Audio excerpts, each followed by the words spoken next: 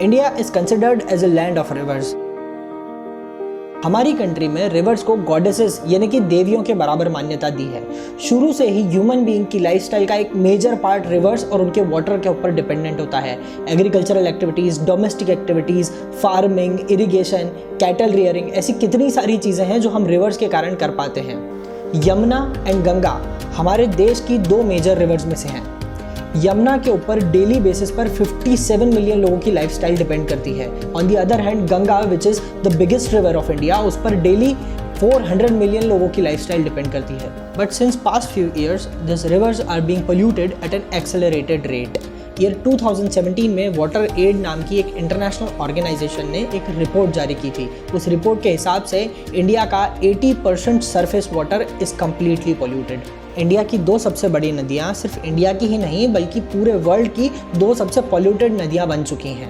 Government ने इन दोनों नदियों को क्लीन करने के लिए पिछले 5-6 सालों में हज़ारों करोड़ रुपए खर्च कर दिए हैं। उसके बाद में भी ये नदियाँ कभी भी क्लीन नहीं हो पाई। इनफैक्ट इन नदियों की सिचुएशंस इतनी डिग्रेड हो गई कि इनके पानी को पीना या उसमें नहाना तो दूर की बात है, इन नदियों के पास से निकलने में ही बदबू आती थी और इनका पानी नाले के पानी जैसा काला और गंदा दिखने लगा था।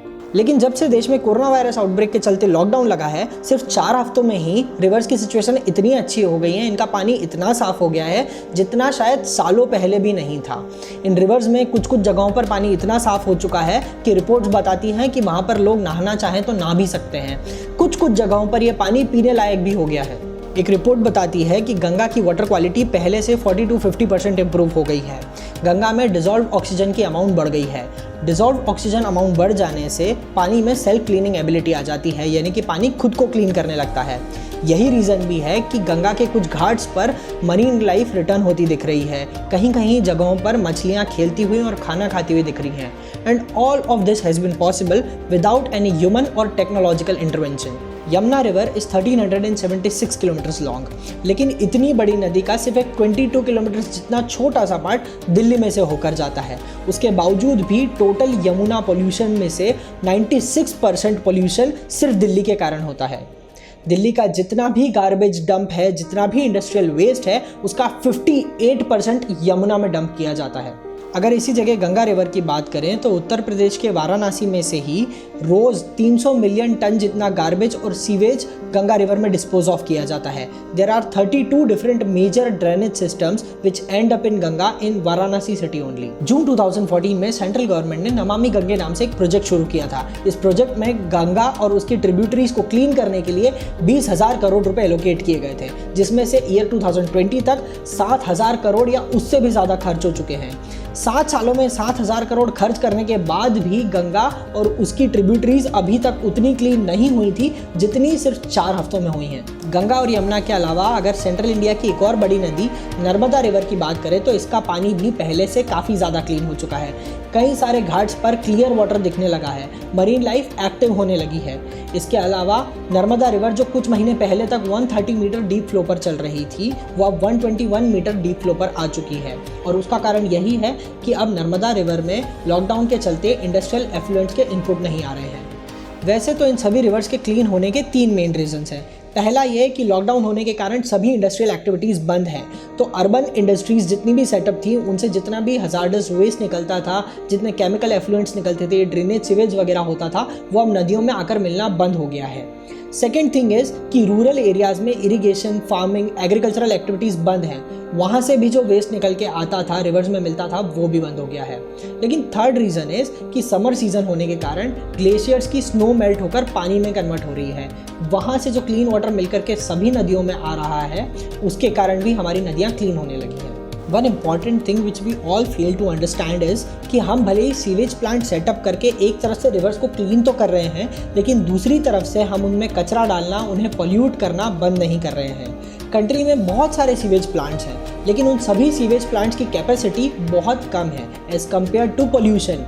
जितना सीवेज प्लांट्स पानी साफ़ नहीं करते हैं, उससे कई ज़्यादा पोल्यूशन इंडस्ट्रीज़ कर देती हैं, यानी कि जो क्लीनिंग का रेट है वो काफ़ी कम है as compare to pollution rate. But इससे एक इम्पॉर्टेंट बात ये ज़रूर सामने आती है कि जो इतने महंगे महंगे प्रोजेक्ट्स, जो इतने बड़े बड़े सीवेज प्लांट्स 7 सालों में नहीं कर पाए, नेचर ने खुद ने सिर्फ 4 हफ्तों में कर दिया।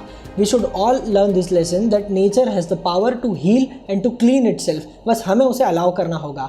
हम सभी को ये समझना होगा कि अब हमें हमारा इंडस्ट्रियल, अर्बन, रूरल डंप जितना भी वेस्ट है, जितने भी हजार्डस केमिकल वेस्ट और एफ्लुएंट्स हैं, इन्हें हमें रिवर में डंप करना बंद करना होगा। लेकिन the bad news is that these rivers are not going to stay clean and pure like this for ever.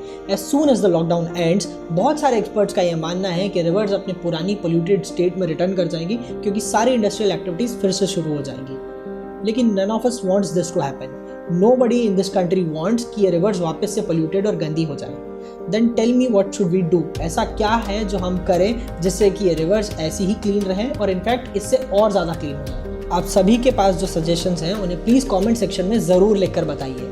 लेकिन उसके पहले हमारे पास जो सजेशन है वो हम आपके साथ शेयर करना चाहते हैं। फर्स्ट एंड फॉरमोस्ट, गवर्नमेंट को इस लॉकडाउन की सिचुएशन को देखकर एक लर्निंग लेनी चाहिए, एक शॉर्ट टर्म प्लान बनाना चाहिए। कम से कम आने वाले 6 महीनों तक इंडस्ट्रीज़ का जितना भी गंदगी है, जितना भी कचरा है, उसे रिवर्स में जाने से रोकना होगा। सेकेंडली, जितनी भी अर्बन और लोकल डंप हैं, जितने भी local sewage systems, drainage systems हैं, उनकी भी गंदगी को हमें रिवर्स में जाने से रोकना होगा। इन सभी को ट्रीट करके इन्हें कहीं और डंप करके एक ऑल्टरनेटिव प्लान क्रिएट करना पड़ेगा ताकि ये सभी गंदगी रिवर्स में ना जाए।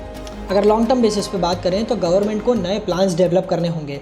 जितना भी इंडस्ट्रियल वेस्ट वाटर है उसे ट्रीट करके इंडस्ट्री में ही सेकेंडरी और टर्शरी पर्पसेस के लिए यूज़ करना चाहिए।